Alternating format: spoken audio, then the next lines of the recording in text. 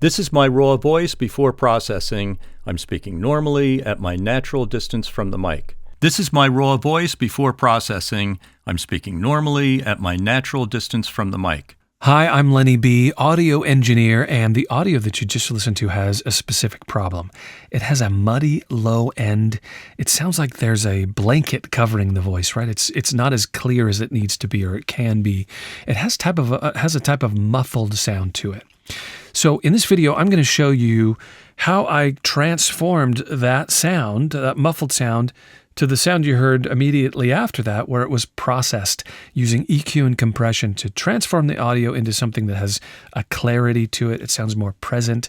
And really, it's allowing my client, this is a real submission that we're examining today. It allows my client with that optimized, processed sound to make a stronger connection with his audience, to hold his audience's attention better. Let's take a closer look at the raw audio capture, and I'll show you how I did this. What we're looking at here is an EQ, but it has a kind of a roadmap that shows us which frequencies that we're hearing, right? On the left side is the low, in the middle is the mid frequencies, on the right side are the upper frequencies and the high frequencies.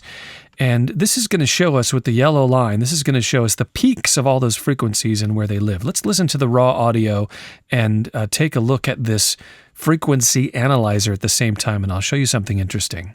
This is my raw voice before processing. I'm speaking normally at my natural distance from the mic. Now, something that I was able to hear when I examined this raw audio was kind of a muddy sound. And really what that translates to, or what that means is, if you look at the frequencies, there is an overabundance of low-mid frequencies that gives it that muddy sound. And if you look at this yellow line, which is the peak line in this frequency analyzer, it actually illustrates that. It shows us there's a hump here, right? There's a little bump. This is illustrating for us that there's an overabundance of low-mid frequencies, and you can see it confirmed by this yellow line. This is hurting the audio. This is hurting the ability for the person creating this voiceover to connect with their audience, because it doesn't sound natural. It sounds further away. I think that's a really big part of it. It doesn't sound as present, and it has a muddy, kind of a darker, muffled sound to it. Let me show you how we can fix that. I'm going to identify the specific frequency space that I feel is overabundant the most, and we're going to lower that down and resolve it by balancing out the frequencies. This is my raw voice before processing. I'm speaking normally at my natural distance from the mic. Let's listen to the difference that just this one little frequency change makes. I'm going to play the raw audio, and then I'll engage the EQ at the same volume here so you can hear the difference. This is my raw voice before processing. I'm speaking normally at my natural distance from the mic. This is my raw voice before processing. I'm speaking normally at my natural distance from the mic. Let's think about what that does, right? By balancing out the audio, you are removing a hurdle, right? An issue like darker audio or muddy, or if it sounds muffled, is kind of preventing you from connecting with whoever the content that you're creating is intended to be received by. So it could kill your effort if you're making business content, if you're creating demos, you're trying to grow your audience or whatever. That muddy or dark or muffled type of sound makes the people listening have to work twice as hard to hear you, right? When you remove that hurdle, you are making that connection stronger. I know it sounds like a little thing, but, when you hear somebody's audio and like, wow, this sounds really good, you just get more engaged. I think that happens. And every little bit you can do to connect better with your audience is one step forward. It's especially if you're competing, right? The stronger you can make that connection, the better you can make your audio disappear and just be a conduit to the person's emotions or the person who's receiving your story. The better and more effective your content's going to be. So here's why a generic EQ preset doesn't work. A lot of the plugins that we mess with have a bunch of different presets. And, you saw that I had to find, I was sweeping around to find the specific offending frequency, or the one that was overabundant. And that is a factor of the microphone, the voice, the size of the room that the voice is captured in. All of those aspects to a recording are different. They're different for every recording. They're different for every person. So depending upon the situation, it may require something specific. And that's what makes my custom processing custom, right? I'm actually fine-tuning the fixes. I'm fine-tuning the optimization to that particular recording. And I can do the same thing for you. If you feel like you can't figure out what's wrong, you try to EQ something. This is one of the things that happens very often. I'll make an EQ adjustment, but then it causes a different problem. Or I make an EQ adjustment over here and it causes a problem over this time. Or it sounds good sometimes, but not all of the time.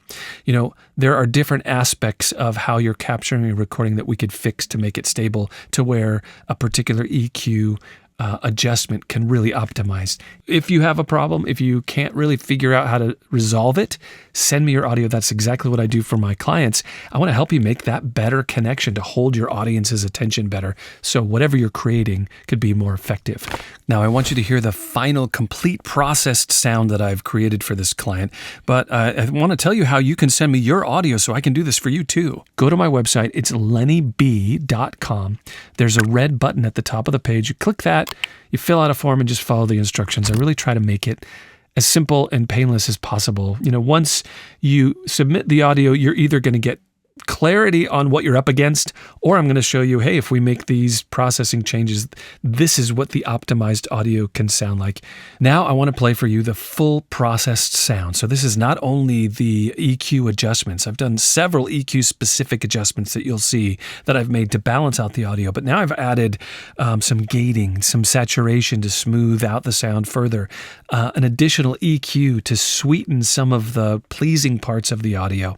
I've added compression to keep the leveling of the audio and the dynamics very consistent. And now you can hear the whole polished sound together. Let's take a look at what I've done, and I'll play you the before and after so you can really hear the difference between the raw audio and the fully processed audio. We'll start with the unprocessed sound. This is my raw voice before processing. I'm speaking normally at my natural distance from the mic. The reason I decided to submit my audio is that I'm having trouble with the post-processing mostly.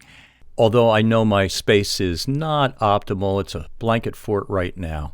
The post-processing is a bit of a problem also because I have some hearing loss, some tinnitus, and some buzzing in my ears. So my ears are probably not the best to be evaluating this.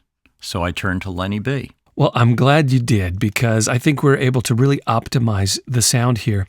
Now, is it perfect? No, we can always keep improving the sound by adjusting some of the recording process or how the voice is being captured in the room, but it's definitely an optimization, right? So the audio is more present, it's more upfront, it has more clarity to it, it doesn't sound as muffled, and that allows him to make a stronger connection and hold his audience's attention better. It sounds more natural. Now, is it perfect? No.